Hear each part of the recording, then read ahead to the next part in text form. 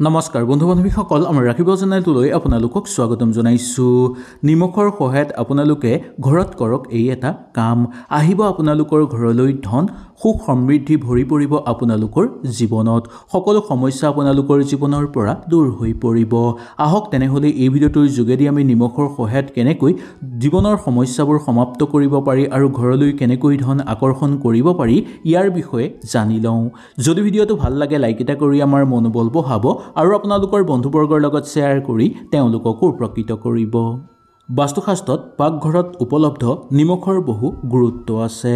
খাদ্যত নিমখৰ যিমান উপকাৰ আছে তিমানেই ঘৰখন উজ্বলাই তোলাৰ ক্ষেত্ৰতো নিমখৰ সিমানেই গুৰুত্ব আছে। নিমখৰ সহায়ত ঘৰত সুখ সমৃদ্ধি আৰু শান্তি বজাই ৰাখিব পৰা যায়। আজিৰ ভিডিঅ'টোৰ যোগেদি আমি এইবোৰ কথাই সুন্দৰভাৱে আলোচনা কৰিম আৰু লগতে জানিম যে নিমখ ঘৰত এনেধৰণে ব্যৱহাৰ কৰিলে আপোনালোকৰ হাতলৈ আহিব ধন।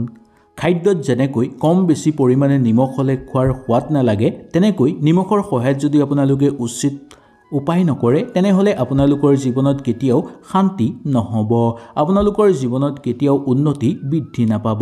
সেই গতিকে নিমখৰ এই উপায়টো নিয়ম সহকাৰে কৰিব লাগিব আৰু এক নিৰ্দিষ্ট সময়ত আপোনালোকে কৰিব লাগিব। যদি সম্পূৰ্ণ নিয়ম নীতি মানি এই কাম আপোনালোকে কৰে দেখিবলৈ পাব যে আপোনালোকৰ ঘৰত প্ৰচুৰ পৰিমাণে অৰ্থৰ আগমন হ'বলৈ ধৰিব, ঘৰত সুখ সমৃদ্ধি ভৰি পৰিব আৰু জীৱনৰ পৰা সকলো সমস্যা দূৰ হৈ পৰিব। সেই গতিকে নিমখৰ সহায়ত আপোনালোকে এই কাম কৰক। বাস্তুশাস্ত্ৰৰ মতে নিমখৰ এক সুকীয়া আকৰ্ষণ আছে। জ্যোতিষশাস্ত্ৰতো ইয়াৰ বিষয়ে সম্পূৰ্ণভাৱে বৰ্ণনা কৰা আছে।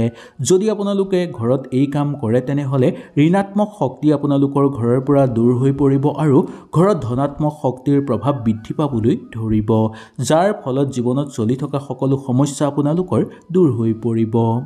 আহক তেনেহ'লে বিশেষভাৱে আমি জানি লওঁ এই ভিডিঅ'টোৰ যোগেদি। যদি আপোনালোকে কিবা বুজি নাপায় নিশ্চয় মোক তলত কমেণ্ট কৰি জনাব।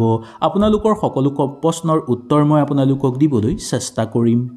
ঘৰ মোচাৰ সময়ত ঘৰ মোচাৰ পানীত যদি সামান্য নিমখ মিহলাই ঘৰ মোচে তেনেহ'লে ঘৰত ধনাত্মক শক্তিৰ প্ৰভাৱ বৃদ্ধি পাবলৈ ধৰে। আৰু সপ্তাহত যদি দুবাৰ বা তিনিবাৰ এই উপায়টো আপোনালোকে কৰিব পাৰে তেনেহ'লে আৰু অধিক শুভ বুলি মনা গৈছে। ইয়াৰ ফলত আপোনালোকৰ জীৱনত সমৃদ্ধি নামি আহিবলৈ ধৰিব আৰু ঘৰত শুভ শক্তিৰ আগমন বা শুভ শক্তি জাগ্ৰত হ'বলৈ ধৰিব। যদি ঘৰ মোচাৰ পানীত সামান্য নিমখ মিহলাই গোটেই ঘৰখন আপোনালোকে মোচে তেনেহ'লে দেখিবলৈ পাব যে সাক্ষাৎ মা লক্ষ্মী আহি আপোনালোকৰ ঘৰত বাস কৰিবলৈ ধৰিব আৰু মা লক্ষ্মীৰ পৰম আশীৰ্বাদ আপোনালোকৰ ওপৰত পৰিব, যাৰ ফলত আপোনাৰ লগতে আপোনালোকৰ ঘৰখনতো উন্নতি বৃদ্ধি পাবলৈ ধৰিব। ঘৰত থকা সকলো বেয়া শক্তি ধ্বংস হৈ পৰিব, ঘৰত ধনাত্মক শক্তি জাগ্ৰত হ'বলৈ ধৰিব আৰু প্ৰচুৰ পৰিমাণে ঘৰত অৰ্থৰ আগমন হ'বলৈ ধৰিব। সেই গতিকে সপ্তাহত দুবাৰ বা তিনিবাৰ নিশ্চয় আপোনালোকে ঘৰ মোচাৰ পানীত সামান্য নিমখ মিহলাই ঘৰ মোচিব। এই উপায়টো আপোনালোকে যিকোনো দিনত কৰিব পাৰিব। কোনো এটা দিনত ৰাতিপুৱা সোনকালে উঠি আপোনালোকে গা ধুই ভগৱানক পূজা পাতল কৰাৰ পিছত আপোনালোকে এটা চিচাৰৰ গিলাচ বা চিচাৰৰ বটলত আপোনালোকে নিমখ ভৰাই ল'ব। একেবাৰে সম্পূৰ্ণ কৰি ভৰাব নালাগে, কিছু অংশ আপোনালোকে খালী ৰাখিব আৰু তাত আপোনালোকে 4টা বা 5টা লং ভৰাই সুন্দৰকৈ সাফৰ মাৰি আপোনালোকে ঘৰৰ যিকোনো কোণত ৰাখিব পাৰে, মাত্ৰ আপোনালোকে ঘৰৰ মুখৰ ৰুমত নাৰাখিব। ইয়াৰ বাহিৰে আপোনালোকৰ ঘৰৰ যিকোনো ৰুমত ৰাখিব পাৰে। এই বটলটো আপোনালোকে পাকঘৰতো ৰাখিব পাৰিব নাইবা শোৱাৰ ৰুমতো ৰাখিব পাৰিব। এই বটলটো আপোনালোকে ৰাখিব আৰু প্ৰত্যেক সপ্তাহে এই বটলটো আপোনালোকে সলনি কৰিব। সেই নিমখখিনি নি আপোনালোকে বাথৰুমত পেলাই তাৰ ওপৰত পানী মাৰি পেলাই দিব। এনেকৈ কৰিলে সাক্ষাৎ মা লক্ষ্মী সন্তুষ্ট হৈ পৰিব আপোনালোকৰ ওপৰত আৰু সাক্ষাৎ মা লক্ষ্মী আহি আপোনালোকৰ ঘৰত বাস কৰিবলৈ ধৰিব, যাৰ ফলত আপোনালোকৰ ঘৰত যদি কিবা বাস্তুদোষ আছে সেই সকলোবোৰ দোষ দূৰ হৈ পৰিব। ঘৰত যদি বহুদিনৰ পৰা হাই কাজিয়া বা অশান্তি চলি আছে সেই সকলোবোৰো দূৰ হৈ পৰিব।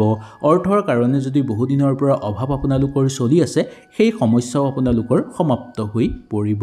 ইয়াৰ উপৰিও ঘৰত শুভ শক্তিৰ আগমন হ'বলৈ ধৰিব আৰু ঘৰত থকা সকলো বেয়া শক্তি ধ্বংস হৈ পৰিব। ইয়াৰ বাহিৰেও সেই চিচাৰৰ বটলটো যদি আপোনালোকে সুন্দৰকৈ বাথৰুমতো ৰাখিব পাৰে বা আপোনালোকৰ লেট্ৰিন বা টয়লেটতো ৰাখিব পাৰে তেনেহ'লে আপোনালোকৰ বেছি ভাল হ'ব। যদি আপোনালোকৰ লেট্ৰিন বাথৰুম পাকঘৰৰ ওচৰত হয় তেনেহ'লে এই কামটো আপোনালোকে নিশ্চয় কৰিব। এই কামটো কৰাৰ লগে লগে আপোনালোকৰ ঘৰত থকা সকলো বেয়া শক্তি ধ্বংস হৈ পৰিব আৰু আপোনালোকৰ ওপৰৰ পৰা ঋণাত্মক শক্তি নাশ হৈ পৰিব বা দূৰ হৈ পৰিব। ঘৰত ধনাত্মক শক্তি বৃদ্ধি পাবলৈ ধৰিব। ইয়াৰ দ্বাৰা আপোনালোকে বহুদূৰ আগুৱাই যাব পাৰিব আৰু আপোনালোকৰ ওপৰত শুভ শক্তিৰ আগমনৰ ফলত সকলো আপোনালোকৰ সমস্যা সমাপ্ত হৈ পৰিব। কেতিয়াবা দেখিবলৈ পোৱা যায় যে পাকঘৰৰ একেবাৰে কাষতে যদি বাথৰুম থাকে বা লেট্ৰিন থাকে তেনে ক্ষেত্ৰত বেয়া শক্তি বা ঋণাত্মক শক্তি ঘৰত বৃদ্ধি পাবলৈ ধৰে। যিমানেই আপোনালোকে পূজা পাতল নকৰক কিয় কেতিয়াও সেই শক্তি আপোনালোকৰ ঘৰৰ পৰা বাহিৰ নহয়। সেই গতিকে এই নিয়মটো আপোনালোকে এবাৰ কৰি চাব পাৰে। এটা চিচাৰৰ বটলত অলপ নিমখ ভৰাই তাৰ ওপৰত ৪-৫টামান লং দি বটলটো সাফৰ সুন্দৰভাৱে মাৰি আপোনালোকে বাথৰুমত ৰাখিব বা বাথৰুমৰ যিকোনো কোণত ৰাখিব পাৰে। ওপৰতো ৰাখিব পাৰিব বা তলতো ৰাখিব পাৰিব। এনেভাৱে ৰাখি থ'লে আপোনালোকৰ ঘৰত চলি থকা সমস্যাবোৰ সমাপ্ত হৈ পৰিব। ঘৰত ভাল শক্তি জাগ্ৰত হ'বলৈ ধৰিব আৰু অশুভ শক্তি আঁতৰি যাব আৰু শুভ শক্তিৰ আগমন হ'ব আপোনালোকৰ ঘৰত।